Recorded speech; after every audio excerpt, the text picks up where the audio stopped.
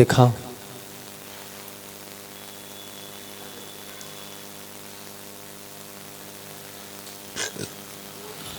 ठीक है, चलो।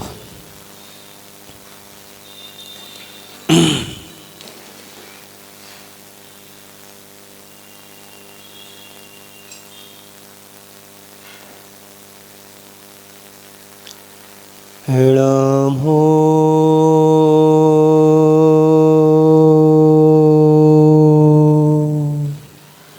अरिहन्ताणं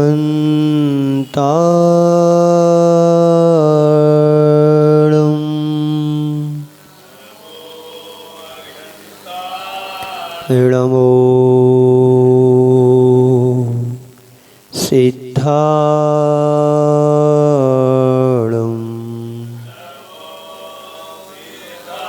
नमो आयरियाणं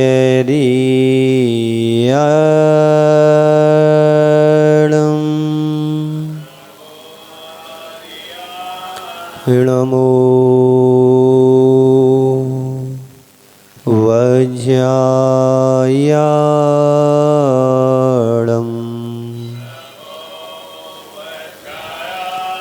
नमो लोये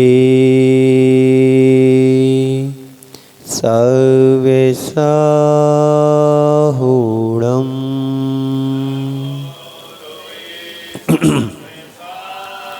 ऐसो पंचेणमो यारो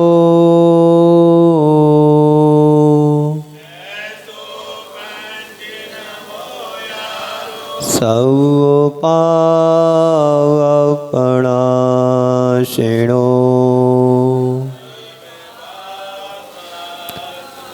मंगलाणं च सब्बेसिं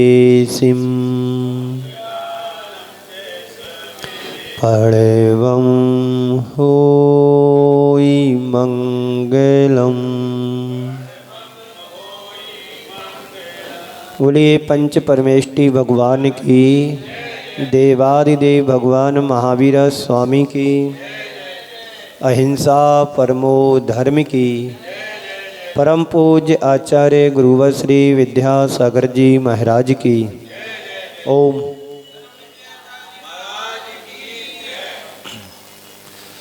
ओम शांति। हम सबका जीवन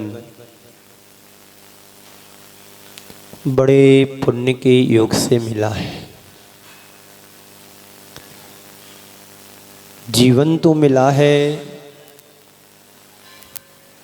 जीवन के साथ साथ हमारे लिए सुविधाएं भी मिली हुई हैं। सुविधाओं को पाकर के व्यक्ति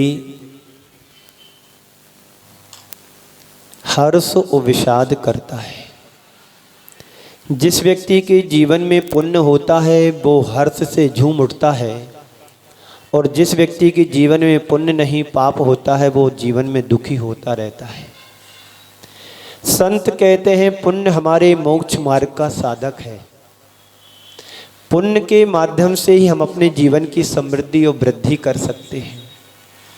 पुण्य हमारे जीवन का वह साधन है जिसके माध्यम से हम नर से नारायण बन सकते हैं, नर से नारायण बन सकते हैं, और पाप के कारण नर से नारकी भी बन सकते हैं। पुण्य के माध्यम से हम कंकड़ से शंकर बन सकते हैं, पामर से परमेश्वर बन सकते हैं, और आत्मा से परमात्मा बनने की प्रक्रिया पुण्य के द्वारा ही होती है। जितने भी महापुरुष इस संसार में हुए हैं, सभी महापुरुषों ने पुण्य का उद्यम किया, पुण्य का पुरुषार्थ किया, धर्म के क्षेत्र में अपने जीवन को समर्पित किया, और उसके माध्यम से पुण्य अर्जित जो हुआ वो आज शिखर की ऊंचाइयों को छू लिया, शिखर पर पहुंच गए। हमारा जीवन भी पाप और पुण्य के माध्यम से चलता है। पुण्य के माध्यम से तुम्हें सुख सुविधाएं मिली हुई हैं, पुण्य के माध्यम से तुम्हें ऐसो आराम के साधन मिले हुए हैं, लेकिन संत कहते हैं पुण्य के भोग को भोगोगे तो तुम्हारे जीवन का अनर्थ होगा। पुण्य के भोग को भोगना नहीं है, पुण्य के माध्यम से जीवन को आगे बढ़ाना है। पुण्य के माध्यम से हमें अपनी जीवन में गति देना है। पुण्य तुम्हारे जीवन में बड़े पुण्य के युग से आया है। पुण्य से ही आध्यात्मिक और आत्मिक विकास होता है, विकास कर सकते हैं, और यही पुण्य परंपरा से मुक्ति का कारण भी बनता है। हम रोज पढ़ते हैं, पुण्य पाप फल माही, हरक बिलखो मत भाई। पुण्य और पाप तुम्हारे जीवन के ये दो पहलू हैं। जिस व्यक्ति के जीवन में पुण्य होता है वो व्यक्ति कहीं पर भी रहे, पुण्य उसके साथ छाया की तरह चलता है। पुण्य उसके जीवन में होता है तो वो पत्थर में भी पानी निकाल लेता है, और पुण्य जिनके जीवन में नहीं होता है, कितना भी पुरुषार्थ कर ले, वो जीवन में कभी अपने जीवन को आगे नहीं बढ़ा सकता है। जितने भी महापुरुष हुए हैं उन सब ने क्या किया? पुण्य लेकर के आए और पुण्य कर रहे हैं। पुण्य लेकर के आए कि उनको उच्च कुल में जन्म लिया। पुण्य लेकर के आए थे, उच्च कुल में जन्म लिया, अच्छा शरीर मिला, स्वस्थ शरीर मिला, इंद्रियां मिली। ये सब किससे मिला? पुण्य से मिला। धन संपत्ति वैभव मिला, चक्रवर्ती जैसा पद मिला, तीर्थंकर जैसी पुण्य प्रकृति का बंद करने का अवसर पाया। किसके दम पर? पुण्य के दम पर। और आप लोग यहां पर पहुंचे हैं तो किसकी दम पर? बोलो। पुण्य है ना तुम्हारे पल्ले में, तब ना हम मंदिर आ पाए। उन जीवों को देखो जिनके जीवन में पुण्य नहीं है, पाप है। हमारे लिए स्वस्थ जीवन मिला, बुद्धि अच्छी मिला, शरीर अच्छा मिला है, परिवार अच्छा मिला है, परिजन अच्छे मिले, समाज अच्छी मिली है, देश अच्छा मिला है, कुल अच्छा मिला, संस्कृति मिली है। ये सब किसकी दम पर? पुण्य की दम पर, पुण्य के बल पर। हम उन लोगों को देखें जिसके जीवन में ये सब चीजें नहीं है। शरीर सही नहीं मिला है, स्वस्थ जीवन नहीं मिला है, परिवार सही नहीं मिला है, संस्कृति नहीं मिली है, धर्म नहीं मिला है, कुछ भी नहीं मिला है।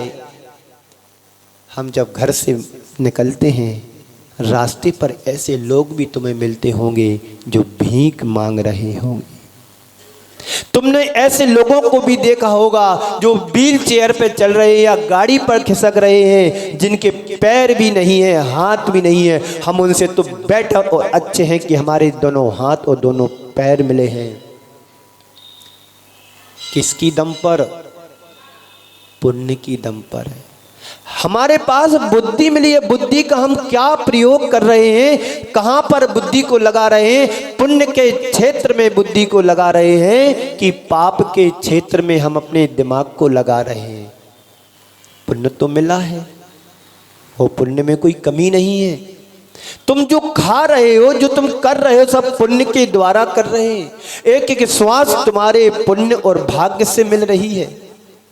और लोगों को देखो जो हॉस्पिटल में भर्ती हैं, बाटलें चढ़ रही हैं, नली लगी हुई है, जीवन बस जी रहे हैं। उनसे तो हम अच्छे कि स्वस्थ जीवन जी रहे हैं। ये सब किससे मिला है? पुण्य से मिला है। पुण्य यदि हमारे जीवन में होगा तो तुम कहीं पर भी खड़े हो जाओगे, कोई दिक्कत नहीं आती है, आएगी भी नहीं। पुण्य है नहीं है, पुण्य का भोग है कहा है। पुण्य हमारे जीवन के लिए बहुत महत्वपूर्ण वस्तु है, और पुण्य नहीं होगा तो हम जीवन में कुछ भी नहीं कर पाएंगे। बस श्वासों का आना जाना रहेगा। हमें पुण्य के भोग से बचना है और पुण्य के फल को त्याग करने का सुप्रयत्न करना है। पुण्य के भोग से बचो और पुण्य के फल को त्याग करने का प्रयत्न करो। पुण्य से मिला है, उसका उपभोग करेंगे। पुण्य से मान लीजिए तुम्हारे घर में किसी बच्चे का जन्म हुआ, और तुम धनाढ्य हो, धनपति हो, कुबेरपति हो, तो उस बच्चे का पुण्य था कि नहीं कि तुम्हारे घर में जन्म लिया? और यदि उसका पुण्य नहीं होता तो किसी नीच कुल में जन्म ले लेता। जन्म तो उसको लेना है। एक इंद्रिय भी बन सकता था, 2 इंद्रिय भी बन सकता था, 3 इंद्रिय में जा सकता था, 4 इंद्रिय के जीवन को पा सकता था, 5 इंद्रिय भी बन जाता। मन नहीं होता तो क्या होता? पंचेंद्रिय तो बन गया पर मन नहीं है तो क्या होता तुम्हारा? है ना, पुण्य के 5 इंद्रिय मिली हैं और इंद्रियों के साथ हमें सोचने समझने की क्षमता भी मिली है, बुद्धि भी अच्छी मिली है। और तुम्हारी बुद्धि खराब होती तो क्या होता? लगे होते कहीं पाप के क्षेत्र में, कर रहे होते पाप के काम, कर रहे हो तो चोरी चपाटी, दे रहे होगे किसी को गालियां। पुण्य है कि हमारी बुद्धि अच्छी मिली है, समय अच्छा मिला है, सब कुछ मुझे अनुकूलताएं मिली हैं। सब किसके द्वारा?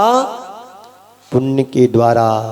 तो अपनी बात को आगे बढ़ाते हुए मैं आपसे यही कहना चाहता हूं कि आखिर जिस पुण्य से हमारे जीवन में पवित्रता आती है, जिस पुण्य के माध्यम से हमारे जीवन में विशुद्धि बढ़ती है और जिस पुण्य के माध्यम से हमारे जीवन में अनुकूलताएं आती हैं, उसका पुण्य के अर्जन कैसे करें?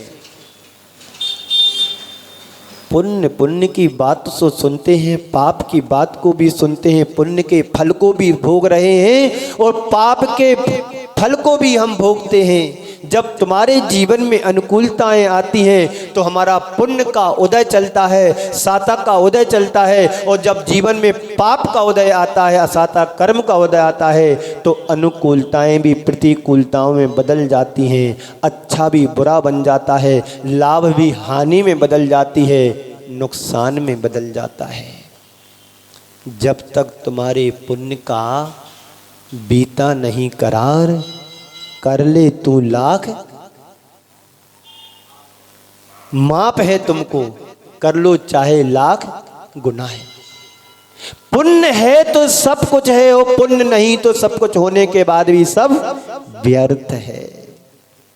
तो जिस पुण्य से हमारे जीवन में पवित्रता आती है, जिस पुण्य से हमारे जीवन में शुद्धता आती है, जिस पुण्य के माध्यम से हमारा जीवन सुंदर बनता है, जिस पुण्य के माध्यम से हमें अनुकूलताएं मिलती हैं, तो आखिर उस पुण्य का अर्जन कैसे हो? कभी सोचा तुमने? पुण्य लेकर के आए हैं, अब पुण्य को और अलग से प्राप्त करने के लिए क्या उपाय होना चाहिए? बोलो तेसला जी। पुण्य के लिए आह्वान कर रहा हूं और आप कह रहे कि अनुकूलता नहीं है। पुण्य तुम्हारे दरवाजे पर आया है कि चलो पुण्य कमा लो, पुण्य कमा लो, लेकिन तुमने सारे दरवाजे बंद कर लिए, तो पुण्य आएगा कहां से? संत कहते हैं जब भी तुम्हें मौका मिले पुण्य कमाने का, आगे तत्पर होकर के आगे आओ और पुण्य को कमाओ और जीवन को पुण्यशाली बनाने का काम करो। कितने अवसर मिलते हैं तुम्हारे जीवन में, जब जीवन में तुम पुण्य कमाते हो और पुण्य को जीवन, पुण्यमय जीवन बनाने के लिए तैयार हो पाते हो। चलो ठीक है, पुण्यमय जीवन नहीं बना पा रहे हैं तो कम से कम पुण्य कमाओ। लाभ तो हो, कहीं से भी हो, जैसे बने तैसे हमें मुझे लाभ होना चाहिए। लाभ के लिए तत्पर रहो, पुण्य कमाने के लिए तैयार रहो। जब तुम्हें मौका आए आगे बढ़ जाओ कि अब मुझे मौका मिला है, अवसर आया है पुण्य कमाने का, अब मुझे पुण्य कमाना है। जितने उत्साह से तुम पाप कमाने में तत्पर रहते हो, क्या उतना हम पुण्य कमाने में तैयार हैं? बोलो। हर पल पाप होता है हमारी क्रियाओं के द्वारा, हमारी प्रवृत्ति के द्वारा, हमारी चर्या के द्वारा। यदि हमारी चर्या में, हमारी प्रवृत्ति में यदि सावधानी बरतते हैं तो वही क्रिया तुम्हें पुण्यदायी फलदायी बन जाती है।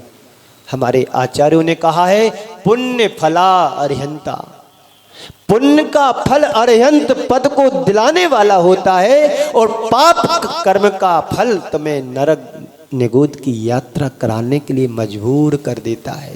एक क्षण में बांधा हुआ पाप कर्म तुम्हें 70 कोड़ा कोड़ी सागर की यात्रा करा सकता है, और एक पल में बांधा हुआ पुण्य तुम्हें तीर्थंकर जैसे फल को प्राप्त करा सकता है। ये पाप और पुण्य दोनों तुम्हारे सामने हैं। हम अपने जीवन को कैसे आगे बढ़ा सकते हैं, हम अपने जीवन में पुण्य और पाप को कैसे देख सकते हैं, एक आपके लिए उदाहरण सुनाते हैं। 2 उदाहरण, पुण्य का फल क्या होता है। पहले आचार्य कुंद कुंद देव की गाथा को मैं पढ़ता हूं, उसके बाद आगे आपके लिए बताता हूं। आचार्य कुंद कुंद देव हमें मार्गदर्शन देते हुए कह रहे हैं, रागो जस्य पतत्तो, रागो जस्य पसत्तो अनुकंपा संस दोए परिणामो चित्ते नत्थि कलुषम पुण्यम जीवस्य आसवदी। आचार्य कुंद कुंद देव कहते हैं, एक हर व्यक्ति के जीवन में 3 मूलभूत शक्तियां होती हैं। तुम्हारे अंदर राग है कि नहीं, बोलो, राग है। रागो जस्य पसत्तो, संसार का ऐसा एक भी प्राणी नहीं है, ओ संसार का एक भी ऐसा प्राणी नहीं है जिसके अंदर राग ना हो। हमारे अंदर भी राग है, आपके अंदर भी राग है। आपका राग पसत्तो अपसस्तो, हम लोगों का राग प्रशस्त राग होता है, संसारी प्राणियों का राग अप्रशस्त राग होता है। एक राग तुम्हें संसार की यात्रा से छुड़ा करके मुक्तिगामी बना देता है, और एक राग तुम्हें संसार के मार्गों में भटका देता है। जो प्रशस्त राग होता है वो तुम्हें मुक्ति को दिलाने में समर्थ होता है, जो अप्रशस्त राग होता है वो संसार में भटका देता है। तो आचार्य कुंद कुंद देव कह रहे हैं, रागो जस्य पसत्तो, इसका मतलब हुआ जिसके हृदय में जिसका राग प्रशस्त हो। राग हो पर प्रशस्त राग हो, मोह से राग रहित होना चाहिए। हम मेरी भावना में पढ़ते हैं, फैले प्रेम परस्पर जग में मोह दूर ही रहा करे। प्रेम हो, मोह से रहित हो, राग हो, प्रशस्त राग हो। राग भी 2 तरह का, एक प्रशस्त राग, एक अप्रशस्त राग। तो जिसके हृदय में प्रशस्त राग हो, दूसरी बात अनुकंपा संस दोए परिणामो, जिसका हृदय अनुकंपा से भरा हो, दया और करुणा से भरा हो। और तीसरी बात कहते हैं पुण्यम जीवस्य आसवदी, और जिसके हृदय में कलुषता का अभाव हो वह जीव पुण्य का आश्रय करने वाला होता है। आप अपने अंदर झांक करके देखो कि हमारा राग कौन सा राग है। अपने मन से पूछो, हमारा राग कौन सा राग है। हमारे राग में प्रशस्ता है कि अप्रशस्ता है। हमारा राग पुण्य से सहित है कि हमारा राग पाप से सहित है। अपने हृदय से पूछो। सबसे पहली बात, प्रशस्त राग। राग तो संसार के हर प्राणी में पाया जाता है, लेकिन कमी है तो वैराग्य की कमी है, वीतरागता की कमी है। और जिस व्यक्ति के हृदय में वीतरागता जुड़ जाती है, जिस व्यक्ति के जीवन में वैराग्य आ जाता है, उसका राग वीतरागता में बदल जाता है। जितनी भी हमारी धर्म की चर्या होती है सब में राग है, पर वह कौन सा राग है? प्रशस्त राग। आचार्यों का कहना है कि राग हो पर बीत रागता से सहित होना चाहिए।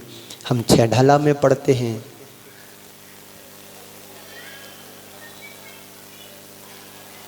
तीन भुवन में सार बीत राग विज्ञान था। तीनों लोकों में यदि सारभूत यदि कुछ है तो वह बीत राग विज्ञानता है। वहां पर भी लगा है राग, लगा कि नहीं लगा राग? राग है। तुम्हारा राग भी कौन सा राग है ये हमें देखना और समझना है। यदि तुम्हारा राग बीतरागता से सहित है तो हमारा राग मुक्ति का कारण बनेगा। और यदि हमारे राग में राग ही है मात्र और राग रागनी बना हुआ है तो संसार का कारण रहेगा। सोचो, विचार करो कि हमारे राग में और प्रभु की भक्ति के राग में क्या अंतर है। राग दोनों हैं। माता पिता का अपने बच्चे के प्रति राग होता है और प्रभु के प्रति भी तुम्हारा अनुराग होता है। जो राग तुम्हारा परिवार के प्रति होता है और एक राग तुम्हारा भगवान गुरु और प्रतिमा के प्रति होता है, दोनों राग में जमीन और आसमान का अंतर है। एक राग जो तुम्हारे परिवार का राग है वो संसार का विस्तार कराता है और जो प्रभु के प्रति राग होता है वो संसार का विच्छेद कराता है। तुम क्या चाहते हो, संसार का विच्छेद कि संसार का विकास? बोलो प्रधान जी, बोलो। संसार को बढ़ाना चाहते हैं कि संसार को घटाना चाहते हो? तुम्हारे पास राग है, राग एक पुण्य को बढ़ाने वाला है और एक राग पाप को बढ़ाने वाला है। तुम पुण्य को बढ़ाने वाले राग को पसंद करना चाहते हो कि पाप को बढ़ाने वाले राग को पसंद करना चाहते हैं? आचार्य कुंद कुंदेव का तो कथन है कि तुम्हारा राग प्रशस्त राग हो, तुम्हारा राग अनुकंपा से सहित हो, तुम्हारा राग पुण्य का आश्रय कराने वाला हो। यदि इस तरह का राग यदि हमारा होता है तो हम पाप से बच सकते हैं। संसार का ऐसा कोई भी प्राणी नहीं है जिसकी अंतरंग में राग ना हो। सबके हृदय में राग है, सबके अंतरंग में राग बसा हुआ है, लेकिन राग और राग में बहुत अंतर होता है। एक राग वो भी होता है जो गाते हैं, एक राग वह भी होता जो हम राग से गाते हैं, और एक राग वो होता है प्रभु की भक्ति में मगन हो जाते हैं, लीन हो जाते हैं, वह भी एक राग है। लेकिन हमारा राग कौन सा है? पुण्य को बढ़ाने वाला है कि पाप को बढ़ाने वाला है? कि पाप को घटाने वाला है कि पुण्य की वृद्धि करने वाला है? इसकी पहचान तुम्हारी क्या है? क्या पहचान है कि हमारा राग कौन सा है? तुम्हारे अंदर का राग कैसा है? तुम्हें पहचान है इसकी? बोलो है। हम भगवान की भक्ति करते, प्रशस्त राग हो गया। हम परोपकार के कार्य करते, प्रशस्त राग हो गया। हम धर्म के क्षेत्र में आगे बढ़ रहे, प्रशस्त राग हो गया। ये बेशक राग है, प्रशस्त राग है, लेकिन अंदर कहीं तुम्हारा राग पाप का राग तो नहीं छिपा है? यदि पुण्य का राग है तो ठीक है और पाप का राग लगा हुआ है, पाप का राग छिपा है, तो पुण्य भी तुम्हारा व्यर्थ हो जाएगा। क्यों? हमारा राग अंतरंग से तो पाप का है, बाहर से पुण्य दिख रहा है, तो तुम्हारा पुण्य कमजोर पड़ जाएगा। तो इसकी पहचान क्या है? किसे प्रशस्त माने और किसे अप्रशस्त माने? मैं कहूँगा जो हमारे सद्गुणों का विकास का आधार बने वो प्रशस्त राग है। जिससे तुम्हारे भीतर का धार्मिक का विकास हो वो तुम्हारा प्रशस्त राग है। जिसके माध्यम से हम अपने जीवन को ऊंचा उठा सकें वह प्रशस्त राग है।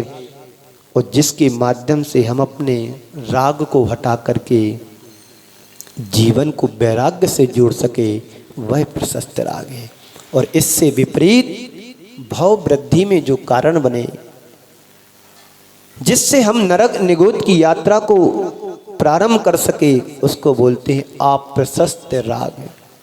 तो अपने जीवन में राग को स्थान देना है तो तय तुम्हें करना है कि कौन सा राग हमारे लिए पसंद है। संसार से छूटने वाला राग पसंद है कि संसार की वृद्धि करने वाला राग पसंद है? तय तुम्हें करना है कौन से राग को लेकर के तुम्हें जीवन को आगे बढ़ाना है। पुण्य यदि तुम्हारा प्रशस्त होगा तो तुम्हारा राग भी प्रशस्त होगा, और पाप तुम्हारा प्रशस्त होगा तो तुम्हारा राग भी संसार का राग तुम्हारे लिए बढ़ाने के लिए कारण बनेगा। प्रशस्त राग परंपरा से मोक्ष का कारण है, मोक्ष का हेतु है। हमें देखना है हम कौन सी भूमिका में जी रहे हैं। राग होता है, एक राग वह है जो पुण्य को बढ़ाता है और एक राग वह भी है जो पाप को बढ़ाता है। एक राग वह है जो हमारे जीवन को कलंकित करता है और एक राग वह है जो हमारे जीवन के कलंक को धोता है। तीर्थंकर भगवंतों का राग पुण्य को बढ़ाने वाला राग था। उनके जीवन में लगे हुए कलंक, जो अशुद्धियां हैं, जो विकार, उन्होंने अपने प्रशस्त राग से साफ किया, धोया और आज हमारे लिए जीवन में आदर्श बने हुए हैं। वो भी एक हमारे जैसे व्यक्ति थे और आज हम भी उन जैसे बनने के लिए, अपने जीवन को प्रशस्त करने के लिए, अपने जीवन को आगे बढ़ाने के लिए प्रशस्त राग को अपना रहे हैं। राग तो राग है। कौन से राग का प्रभाव तुम्हारे जीवन में है? पुण्य का राग बह रहा है कि पाप का राग हमारे जीवन में बह रहा है? अब हमें करना क्या है? हमें अपने आप को मोड़ना है। हम अपने जीवन को मोड़ेंगे तो हमारी दिशा मुड़ जाएगी और हमारी दशा सुधर जाएगी, जिससे तुम्हारी चेतना में निखार प्रकट हो, तुम्हारी चेतना का तेज प्रकट हो। वह किसके बल पर? भावनाओं के बल पर। तुम शुभ भावनाओं को भाओगे तो पुण्य का आश्रय होगा और अशुभ भावनाओं को भाओगे तो पाप का आश्रय होगा। संत कहते हैं भाव सुधारोगे तो भव सुधरेगा, और भाव यदि हमारा नहीं सुधरता है तो हमारा भाव बिगड़ेगा ही बिगड़ेगा। एक भाव है जो पुण्य की ओर ले जाता है और एक दूसरा भाव है जो हमें पाप की ओर ले जाता है। अशुभ भाव तुम्हें पाप की वृद्धि कराता है और शुभ भाव तुम्हें पुण्य की वृद्धि कराता है और तुम्हें मोक्ष की ऊंचाइयों तक पहुंचा देता है। अब तय तुम्हें करना है कि कौन से भाव को महत्व देना है। भाव बदलते ही भाव बदल जाता है। आप जब घर से मंदिर की ओर जाते हैं तुम्हारे भाव प्रशस्त भाव रहते हैं, रहता कि नहीं रहता? कि झगड़ने के भाव रहते हैं। मंदिर आके भले भाव बदल जाए, कोई दुश्मन दिख जाए या जिससे पैसे लेना है वो दिख जाए तो भाव खराब हो जाते हैं। और जो देने के लिए आ रहा है कि चलो 1 साल हो गया मुझे फलाने व्यक्ति के पैसे देना है, चलो पैसे जेब में रख करके चलते, मंदिर में दिख जाएगा तो दे दूंगा, नहीं तो वहाँ तो जाकर देना है। और तुमने सोचा भी नहीं था और सामने वाला दिख गया और कह रहा भाई साहब तुम्हें कब से देख रहा हूँ बाबूजी, आपके पैसे देना। तुम्हारे भाव क्या होते हैं? चेहरा खिल जाता है, मन प्रसन्न हो जाता है कि अच्छा हुआ, सोचा भी नहीं था कि पैसे आज मिल जाएंगे, दिवाली आ रही है, काम हो जाएगा। भाव बने कि बिगड़े? खिल गए भाव तुम्हारे, मन बाग बाग हो गया। देखो आनंद जी कैसे हंस रहा है, उनके पैसे आने वाले हैं दिवाली पे। तो एक भाव तुम्हारे लिए सदगति का पात्र बना देता है और वही भाव तुम्हें दुर्गति का पात्र बना देता है। परिणामों की बड़ी विचित्रता है। राग से सहित भाव दुर्गति का पात्र बना देता है और पुण्य से सहित भाव सद्गति का पात्र बना देता है। तो भावों को भी संभालना है। आज के संदर्भ में 4 बातें तुम्हारे लिए बताऊंगा।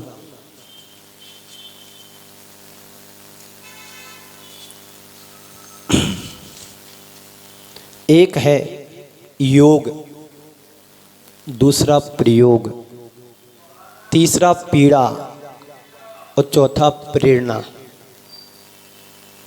योग, प्रयोग, पीड़ा और प्रेरणा। तुम्हारे पुण्य से योग बना है, बना कि नहीं बना? योग से, तुम्हारे पुण्य के योग से तुम्हें जीवन में क्या क्या नहीं मिला है तुम सर्वे करो, सर्च करो तो उत्तर आएगा। मेरे पुण्य से मुझे अपना एक सुंदर शरीर मिला। बोलो मिला कि नहीं मिला? ओम शांति।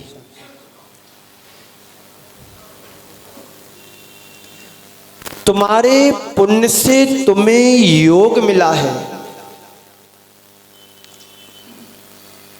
ओम ओम। तुम्हारे पुण्य से तुम्हें योग बना है, सुंदर शरीर मिला। सुंदर शरीर के साथ एक एक इंद्री तुम्हारे अनुकूल मिली हुई है। तुम्हारे योग से तुम्हें अच्छा घर मिल गया। तुम्हारे पुण्य के योग से तुम्हें परिजन अच्छे मिले हैं। तुम्हारे पुण्य के योग से तुम्हें जिनेंद्र भगवान के दर्शन मिल रहे हैं। पंच परमेष्टि की शरण मिल रही है। तुम्हारे पुण्य के योग से विशुद्धि, तुम्हारे पुण्य के योग से तुम्हारी बुद्धि अच्छी मिली है। ये सब चीजें किससे मिली हैं? बोलो। पुण्य के योग से मिली है। और पुण्य नहीं होता तो विकलांग शरीर मिल गया होता तो क्या होता तुम्हारा? बुद्धि खराब हो गई होती तो क्या होता तुम्हारा? एक गरीब परिवार में जन्म लिया होता तो क्या होता तुम्हारा? विकलांग शरीर मिला होता तो क्या होता तुम्हारा? खाने को मोहताज होते तो तुम्हारा क्या होता? तन पर वस्त्र नहीं होते तो तुम्हारा क्या होता? विचार करो। जब आप घर से निकलते कहीं बाहर जाते हैं, ऐसे ऐसे लोगों की तरफ तुम्हारी दृष्टि गई होगी जिनके पैर नहीं है तो हाथ है, हाथ नहीं तो पैर है, तन पर कपड़े भी नहीं है, एक एक दाने को खाने के लिए परेशान हो रहे हैं। बोलो, उनसे तो अच्छे हैं, पुण्य के माध्यम से योग मिला है। योग बना है तो सही प्रयोग करो। जो तुम्हें मिला है उसका सही सही उपयोग और प्रयोग करो। पुण्य से धन संपत्ति वैभव मिला है विषयों में खर्च करने के लिए नहीं। किसके लिए मिला है? परोपकार के कार्य करो, मानवता के कल्याण के लिए लगाओ, संस्कृति की रक्षा और संवर्धन के लिए लगाओ। ये प्रयोग नहीं कर सकते हैं? योग मिला है, शरीर अच्छा मिला है तो व्रत नियम संयम के माध्यम से जीवन का प्रयोग कर सकते हैं।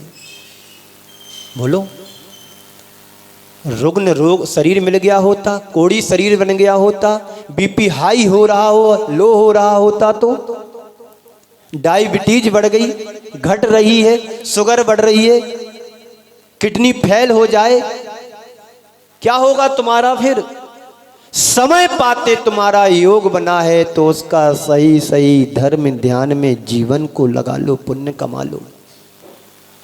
नहीं तो एक दिन इस शरीर में क्या लगना है? आग तो लगना है। यह तुम्हारी देह चिता की राख बन जाएगी। तो उससे पहले योग को संभालो और प्रयोग करना प्रारंभ कर दो। आप सोचो, विचार करो कि जो योग से, पुण्य के योग से मिला है, हम इसका क्या कर रहे हैं? जीवन को सही दिशा में ले जा रहे हैं कि जीवन को गलत वे में ले जा रहे हैं? बोलो। पीड़ा, पीड़ा का मतलब अपनी पीड़ा नहीं, अपनी पीड़ा से हर कोई प्रभावित रहता है। संसार में इतने सारे लोग हैं जो अभावग्रस्त हैं। उनको देख करके हम अपनी पीड़ा को समझ लें। कैसे? मान लो कोई भिखारी है,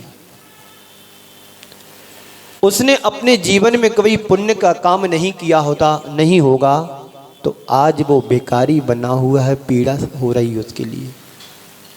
वो तुम्हें शिक्षा और मैसेज दे रहा है कि आप मेरी हालत को देखो, मेरी पीड़ा को समझो और आप अपने योग का प्रयोग सही दिशा में कर लेना, नहीं तो मेरी जैसी पीड़ा तुम्हें भी भोगना पड़ेगा। और उस पीड़ा से प्रेरणा पाओ कि मुझे ऐसा भोगना ना पड़े। देखिए, आप कभी जबलपुर गए होंगे। जबलपुर कभी गए? मड़िया जी है ना, पिसनहारी जी की मड़िया। अपना योग का प्रयोग कैसे किया उसने? छोटी सी एक बुढ़िया ने आटा पीस पीस करके कि मंदिर का निर्माण किया। आज वह क्षेत्र में बदल गया। उसी जबलपुर में एक लाखा भवन भी है, लेकिन भवन का आज कहीं नामो निशान नहीं है। लेकिन आज वह एक बुढ़िया का मंदिर एक तीर्थ में बदल गया है। आज वो हमारे लिए जैन धर्म की गौरव गाथा गा रहा है। रावण के पास भी पुण्य था, भरत चक्रवर्ती के पास भी पुण्य था। रावण के पास भी पैसा था, धन वैभव सब कुछ था। भरत चक्रवर्ती के पास भी धन वैभव था। एक ने पुण्य के क्षेत्र में अपना सब कुछ लगा दिया और एक ने पाप के क्षेत्र में लगाया। रावण का धन वैभव सोने की लंका बना दी उसने, और चक्रवर्ती के पास धन वैभव था, सोने के मंदिर बना दिए। आज भरत चक्रवर्ती के नाम से पूरा भारत जाना जाता है। आज जो भरत चक्रवर्ती उस जमाने में जो मंदिरों का निर्माण करवाया, आज वह शाश्वत बने हुए हैं।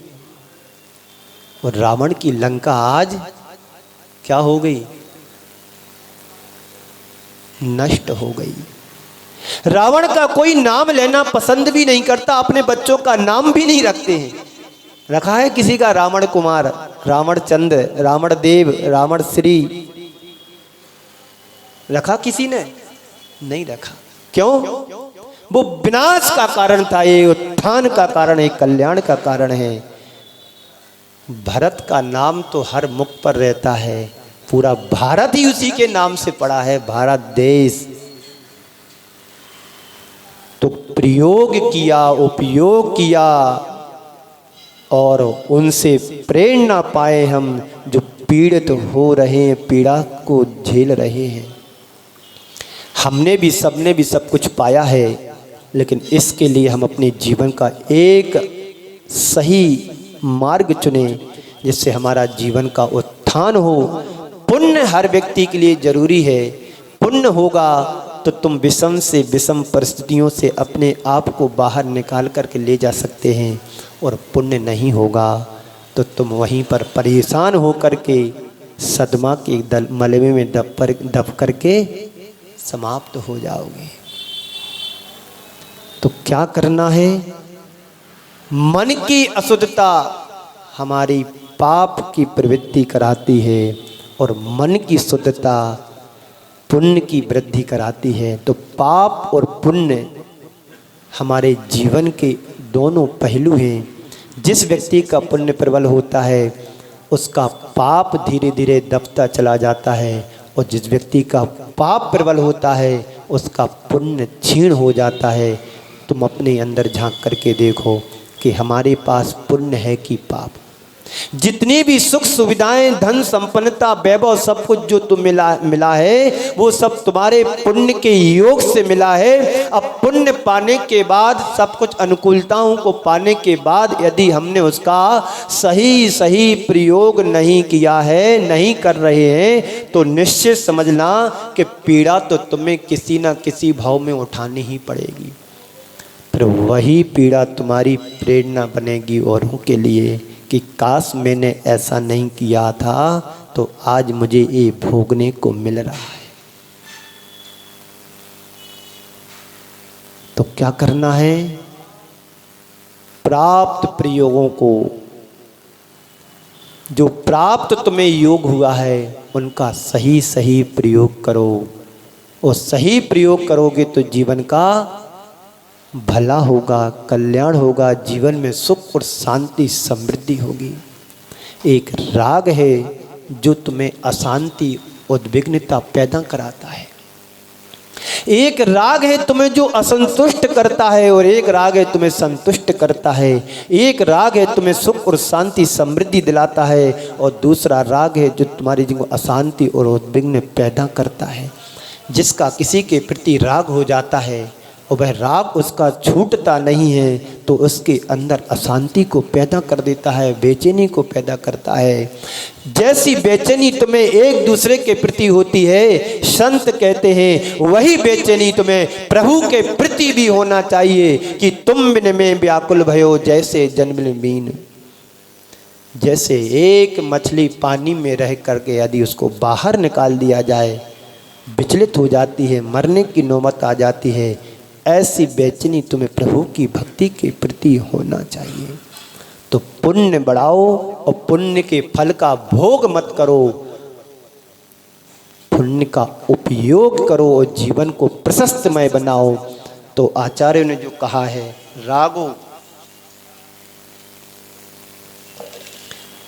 रागो जस पसत्तो अनुकंपा संदोए परिणामो चित्ते नत्थि कलुषम पुण्यम जीवस्य आसवदी।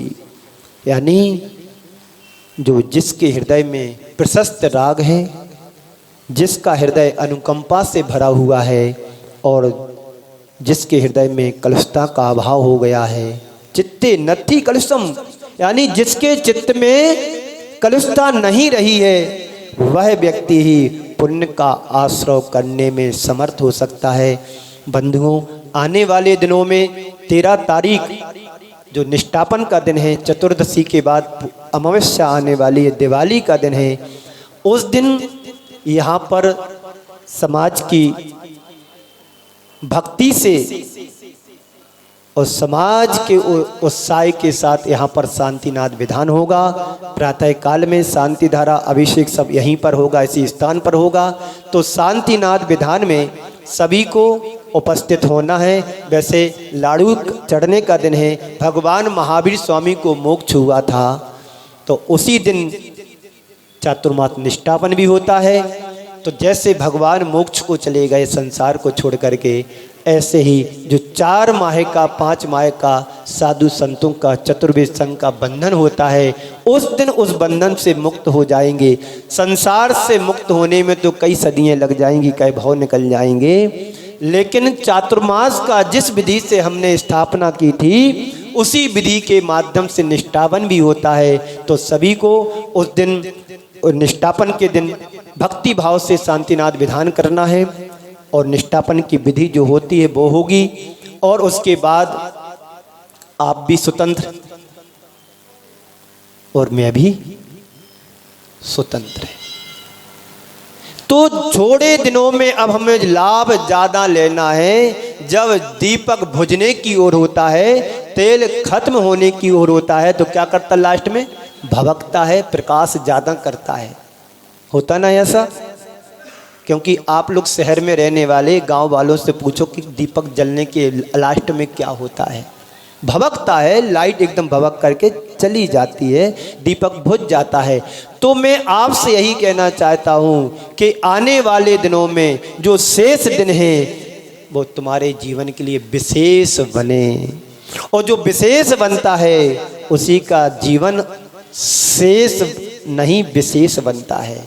तो आने वाले दिनों में आप भक्ति करें और भक्ति से जुड़े रहें, जिससे हमारे जीवन का उत्थान हो, कल्याण हो। तो राग हर व्यक्ति के जीवन में होता है, लेकिन राग ना रहे, बीत रागता में ढले, बीत रागता में बने, तो हमारा जीवन भी बीत रागी बनेगा। इसी मंगल भावना के साथ अपने पुण्य को जगाएं, पुण्य को बढ़ाएं, जीवन को पुण्यमयी बनाएं। बोलिए इसी मंगल भावना के साथ बोलिए परम पूज्य आचार्य गुरुवर श्री विद्यासागर जी महाराज की। जो लोग मुनि श्री हरे सागर जी